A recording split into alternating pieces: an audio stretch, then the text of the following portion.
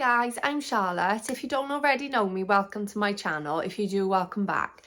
So today I'm going to be going through everything you could possibly think of about being an influencer.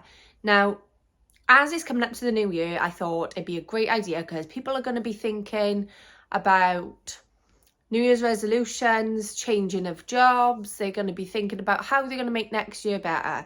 And some of you might be thinking about becoming an influencer. So I thought it was good to get a proper insight on what it's really like to be an influencer, the pros, the cons, tips, tricks, anything that I have picked up over my time of being an influencer. Now, I've been an influencer under A Whole Lot of Love for a full year now. Before that, I have been an influencer as a mum blogger, and I have also done fitness and health eating journey. So I've got a lot of experience over the last 4 or 5 years of being an influencer, and over that time I have picked up a few different things that I think people would find very helpful. So there are a lot of different things that comes with being an influencer. Now, firstly, what I did was I put a little thing on my story on my page to see what people's opinions were, whether they were negative or positive. I've not took any offence to any of these comments because some of them I thought myself before becoming an influencer. So I'm going to go through a few of them, and then I'm going to explain whether they're correct, whether they're incorrect, and why. So first things first, I'm going to go through the negatives. So one of the things on the negatives is it's easy money, and then there was another one, just want free stuff. So they come under the same sort of thing. So it's not easy money at all. Now, I've been doing it, like I said, for a couple of years now. As A Whole Lot of Love, I've only been doing it for a year. And in that year, I have made a total of £120. That's all I've made in 1 year. So that has been for 2 different collaborations, and that's it. So it's not easy money at all. And when it comes to the free stuff, in a way, this is true. Yes, we do want free stuff to promote because we want collaborations to promote your stuff and to build our portfolio. But if you're a good influencer, you will only accept products and clothing and items that you fully believe in, that you fully support and want to promote. Because if you're promoting something you don't love, or at least like, then you are not going to be convincing and portray a convincing sale, because that's what you're doing really. You're trying to promote these products so people will go and buy them. So if you are not convinced by the product, then you're not going to come across as convinced, and people are just going to be like, that's clearly not something that she likes. She doesn't look happy promoting that, so she's not being truthful. And then they're going to lose all faith in you. They're not going to want to follow somebody and trust them enough to go and buy stuff if they don't believe you believe in yourself. So yes, to an extent we do want free stuff, but if you're a good influencer, you'll be choosy. Now, don't get me wrong, right at the beginning of when I first started getting collaborations, I did accept stuff that perhaps I, looking back now, wouldn't have. But I was new to it, and I didn't realise, I didn't have much knowledge behind anything. Looking back, there was probably stuff that I don't fully believe in. But there's also stuff that you can agree to collaborations with, and then they get sent to you and they're not of good quality. So those type of things, I tend to email the seller, and I will tell them that I will refuse to do what they've asked me, because I don't believe in it, or I will ask them if they could send out a better quality product because it's not worth promoting. Anyway, that is partially true. So, and there's other things that have come with it. So I've had lazy. So it's not lazy being an influencer at all. In fact, it takes a lot more time of your day. You don't just switch off. It's not a 9 to 5 job. You don't think, oh, I finish at 5, that's it, I'm done. It's not. It's a lot more full on than people think. So it's not just taking pictures, which I'll go into more detail about in a minute, but it's definitely not lazy. There's a few other ones then that come under the same sort of thing. So they think they're better than everyone else, stuck up and full of themselves. Now, I, believe it or not, I post photos in my lingerie. I post selfies, I post videos, everything. But I am so insecure. Like, my anxiety goes through the roof. Every photo I post, I will second guess every single time. And every video I post, I will second guess. I will look at myself and think, do I look okay? And then I will look back through it and in a couple of weeks and think, why did I think that looked okay? Because my quality and my content's got better. So I'm like, why did I think that was okay then? And I will second guess myself, or I will look at other people's. I try not to do this because if I do that, I get in my head too much. But I am not a confident person. I am not stuck up. I'm not full of myself. I have insecurities like everybody else. Every single influencer you will find has insecurities, has anxieties. They always have something that they are not happy with. But if you posted a photo where you look miserable promoting a product, then nobody's going to want to buy it. The company's not going to work with you again. So you need to put on that kind of facade and you need to smile. Even if you're having the worst day, you need to make sure that you look happy. So it's not that you are full of yourself or stuck up.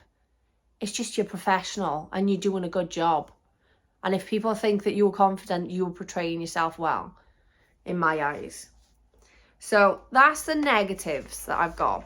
So I have got positives. So got the shit together. I've not got my shit together at all. This video is getting recorded on a Friday. I still need to edit this video and make a thumbnail for this video. Upload it. And it's got to be live by tomorrow morning. And I've got my son's concert today and I've got the dentist. And I've not got a lot of time to do this. So this is being squeezed in between the dentist and the school run. So yeah, I've not got my shit together one bit. But I try my hardest to get my shit together. But yeah. Making loads of money, again, back to the other one. I've made £120 within a year. It's not a lot of money.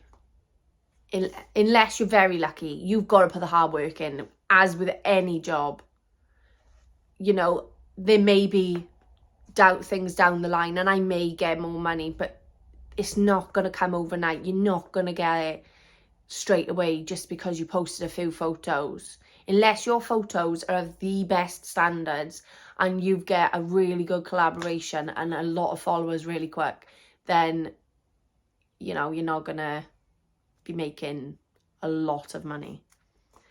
So, confident, I just explained that. I'm not very confident. I wish I could do it. Is another one. You can.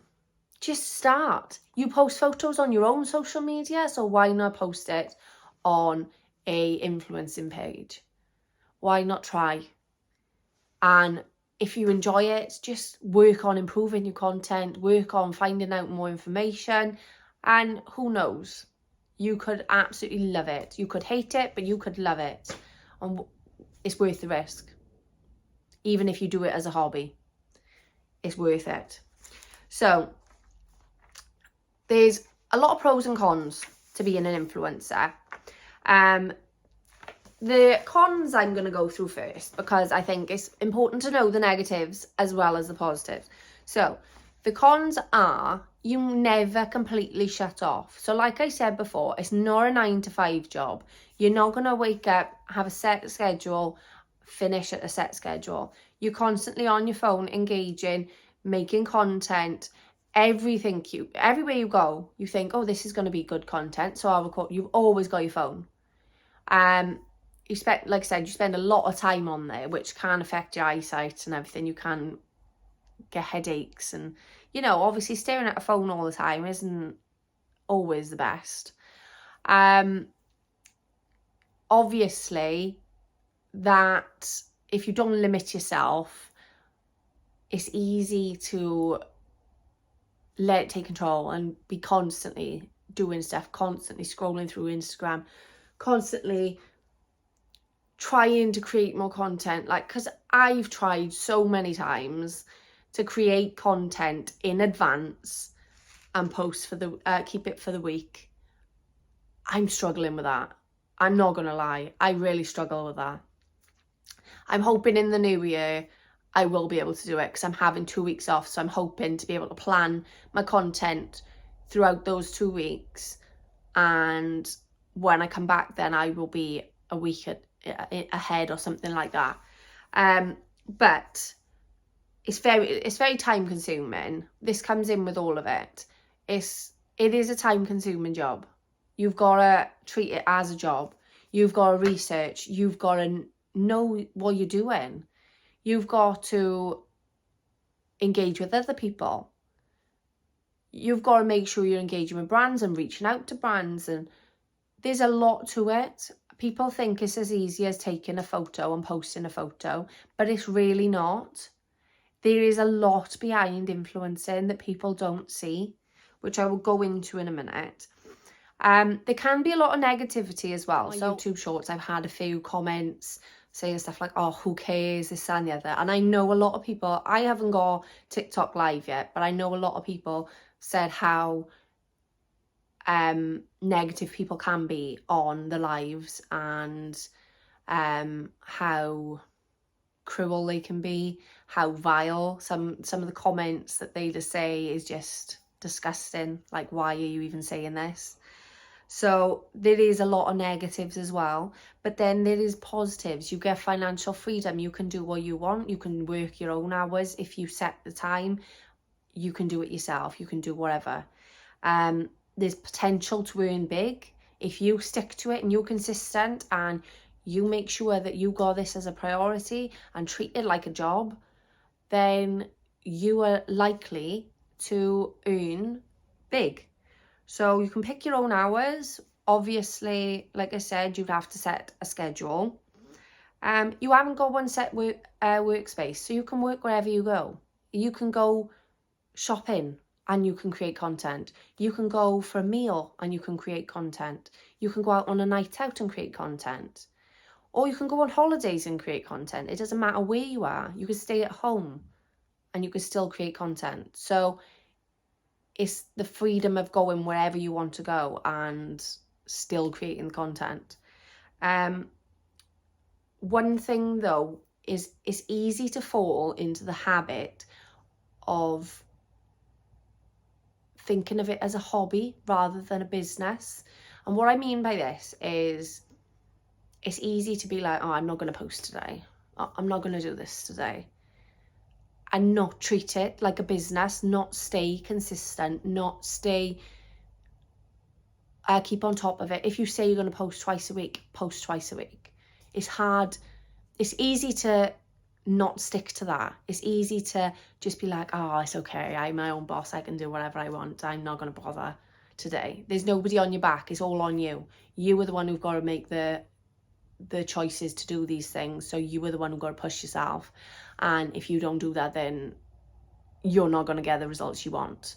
So that is an important thing to remember. So now I'm going to go over some common mistakes that people make when they first start influencing.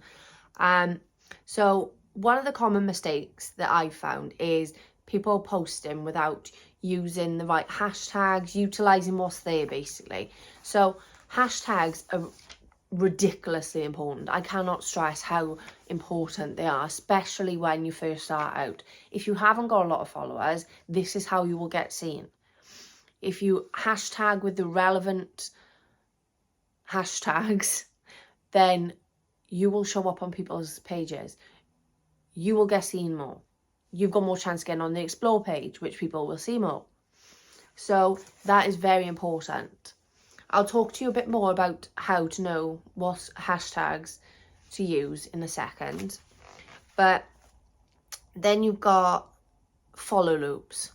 Do not use follow loops.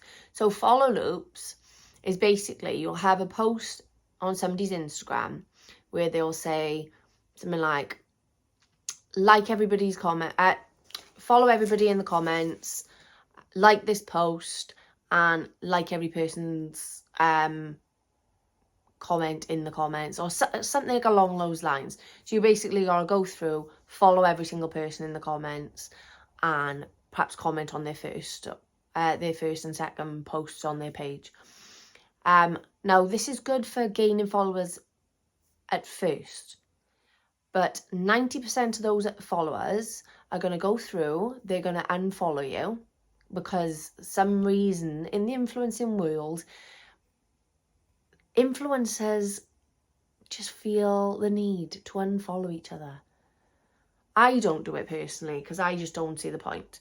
I do go through my followers every now and then, and if there's people that are not active, I will unfollow them, purely because then I've got more room for people that do actually post on my feeds, and because otherwise it affects your engagement rate. So if you've got a lot of people on your following, and I don't know, 50% of them are not active and they haven't posted for months, they no longer use this account, then that will affect your engagement rate, because it goes on a percentage of people that you follow that actually engage with your stuff.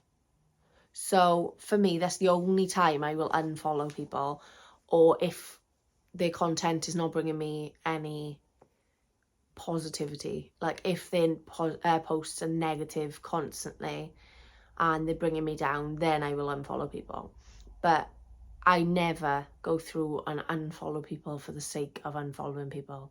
Like follow loops, like I said, they're good for like 24 hours, but a lot of people don't.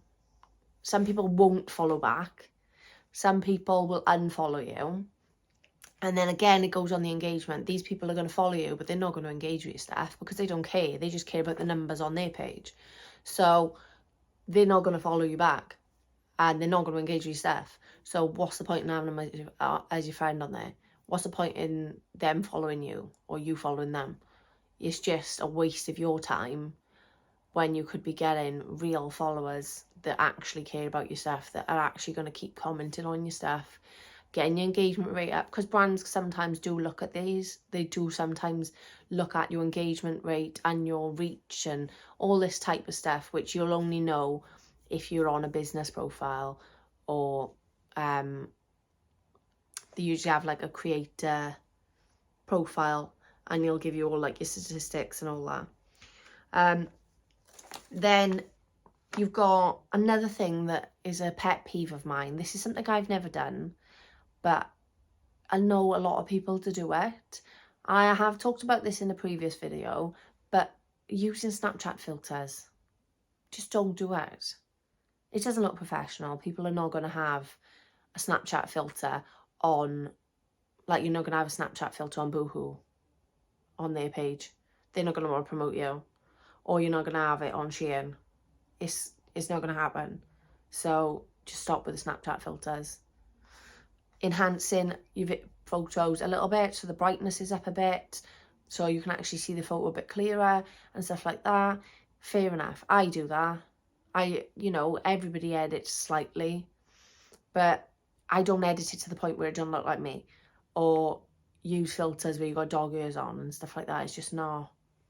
It's just strange in my eyes. Yeah, so if you're gonna promote it, you don't want to promote it with a Snapchat filter. That's just like a no-go. Brands are not going to work with you. Right, so I've got some tips, and well, I say tips, it's tips and things I've picked up, basically, things that you should know if you're going to be an influencer. So first, I would invest in a ring light, because not only does it make your photos more clear because you've got better lighting, but it's also good because they come with a stand. So I'm currently recording on my ring light stand. I have my ring light on, which is a good job because I started recording this video this morning and I've had to finish the rest of it off this afternoon, and it's quite dark now, so it might be a difference in half of the video from the first half to the second half, but because of my ring light you can still see my face and everything clearly. So use correct hashtags. Like I said, with hashtags, you want to pick ones that, I don't know, thousands of people have used, rather than the ones that millions of people have used, or the ones that only a couple of hundred have used. Because if you use the ones that only a couple of hundred, you're not going to be seen because not many people are using it. If you use the ones that are millions, the likelihood of you getting seen is slim to none, because so many people are using it, is oversaturated, and you're not going to get seen. If you have it on the hundreds of thousands or thousands, then you're more likely to get seen. You're more likely to show up on people's explore pages and stuff like that. So that is the best type of hashtag to use. Now, with regards to what type of hashtags to use, you want to be using stuff that relate to the post that you were going to be posting. So I use a lot of stuff like mid-size fashion, women's fashion. At the moment is autumn winter style, stuff like that. Outfit of the day, daily outfit, what I'm wearing today, that type of thing. Now, there's no point in writing all that if you're promoting makeup or something like that. There's no point in doing that if you're promoting electronics. You need to be using the type of hashtags that are specific to your post. Then don't be afraid to promote yourself on your personal page. Now, at first, I didn't. I kept my page private. Well, it wasn't private, but I kept it separate. So I didn't share anything on my other profile. I didn't link it to my Facebook. I didn't share it on anything. Now that, for me, was a big mistake, because a lot of the people that actually watch my stuff, I know quite a few of them, and sharing it on my personal social media, then sharing it on my Facebook profile, means that I get more people looking at my content. And like I said, you'd be surprised how many people that you actually know are interested in your content. They want to see it and they want to support you, and it's nice to know that as well. So I'd really encourage promoting it everywhere. Like, you were trying to make a business with yourself. There's no shame in that. There's no embarrassment. There's no cringiness or anything like that. You were trying to better your future. So if you had a new job and it wasn't an influencer, if you had a new job in an office or something, you would tell people about it. You wouldn't hide from it. So why would you hide from it from being an influencer? You should promote it everywhere. Wherever you can, promote it. You want to be your own cheerleader. You want to push yourself to promote yourself to everyone. These are things that you will get being an influencer, and I'm going to tell you how to find out whether they're real or not. So, number one, you will get sugar daddy emails.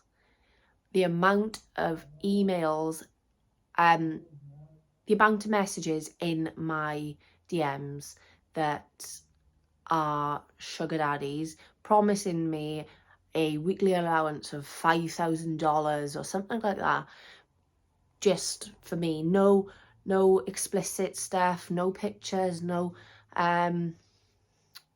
nudes, nothing like that. They don't want to meet up. They just want to speak to you. They just want your time. So the one time I actually went through messaging to find out what they would say to me, because I was curious, because I was getting them all the time and I wanted to know what they would ask me, what they would try and find out about me, and how they were scamming people. So they pretend that they want all these, want to give you all this money and that they're just friends with you and this and the other. But then when you try and get them to send you money through secure things like, I don't know, Cash App or something along those lines, they don't want to use it. Now, a lot of them will use PayPal, because if you do it through PayPal, they can claim it back. They could report it or something. I don't know how, but I know that you can claim it back through PayPal. So they're not so scared about using PayPal. But I'm not sure how to tell whether they're real, because personally I have no idea. We'd all love to have somebody just giving us money for no reason. But at the end of the day, you're going to get loads of sugar daddies. And they're all going to have the same sort of message. Hey, princess, how are you? I really want a new sugar baby, a loyal, trustworthy sugar baby. And I'm going to give you $5,000. No nudes, we're just going to chat. How does that sound? Would you like to be my sugar baby? And then they scam you. I caught one out. I can't even remember what I said to him because it was that long ago. But I did catch somebody out and then they blocked me. So from then on, I've just been like, block, block, block, block. Every time they come up on my page, I just block them. Another type of email, though, or message you will get is from scam companies. So email-wise, I get a lot of emails, especially if I tag Shein. They are, the people who scam you are the worst when it comes to using Shein. They use them all the time. Or Fashion Nova. They are the main emails I get. So they'll say something like, hi, it's whatever from Shein.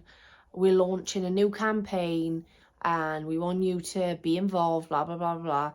We will send you 5 packages weekly or something along those lines, and we'll pay you this amount of money. We'll do this, this and this. So it already, if they send you this email, it already seems too good to be true from what they're saying.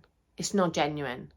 There'll be spelling mistakes 9 times out of 10 because they just don't check it. And it's literally 9 times out of 10, they're from a different country and they don't speak English as their first language and they make the mistakes. There's also, obviously there's some from the UK as well. So they usually have some sort of spelling mistakes. That's a common thing in there. I don't know whether perhaps there's a language barrier or something with them, but a lot of the time you can tell because there is spelling mistakes. So another thing then you can tell whether or not they are fake or legit emails is if you click on the email address that it was sent from. If it was sent from a Hotmail account or, I don't know, Gmail account or something like that, it's fake. Unless they're a really, really small brand, it will be fake. Because big brands are usually like, it'll be a name or something at, and then the business.com. So, for example, it could be, I don't know, Charlotte at boohoo.com. That will be the email address. It's always something.com because it's a business email. It's never, that I have come across, it has never been at co.uk, com, or Gmail, or anything like that. It's always at thebusiness.com. So be careful and watch out for that. But you also get ones on Instagram DM. So a lot of these are the same sort of format as the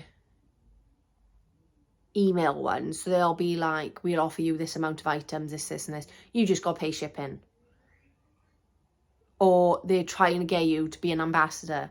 They don't want you to be a collaboration. A collaboration is a fully gifted item that you are either getting paid to promote or you just having a free item to promote it. You don't have to pay shipping. You don't have to pay for the item.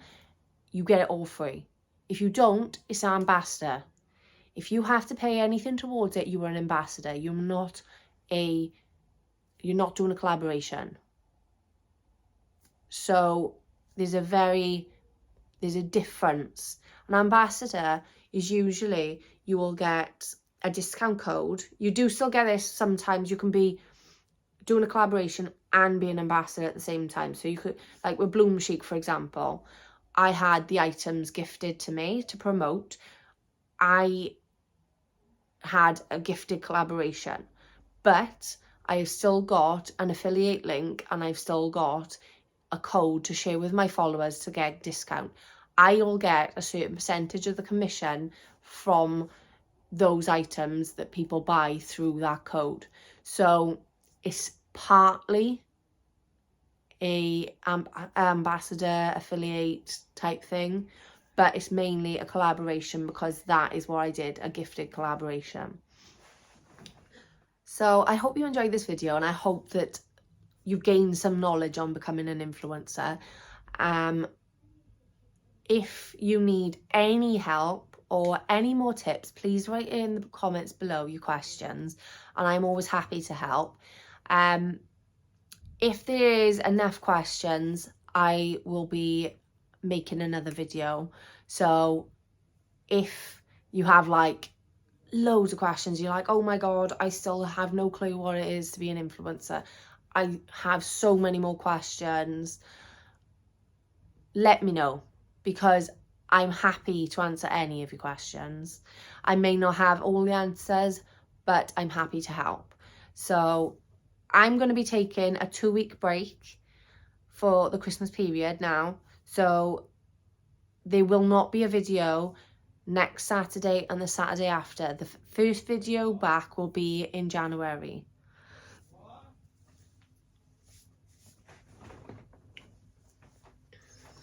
The first video back will be in January. So I hope you have the best Christmas and a happy new year, and I will see you in 2023. Bye.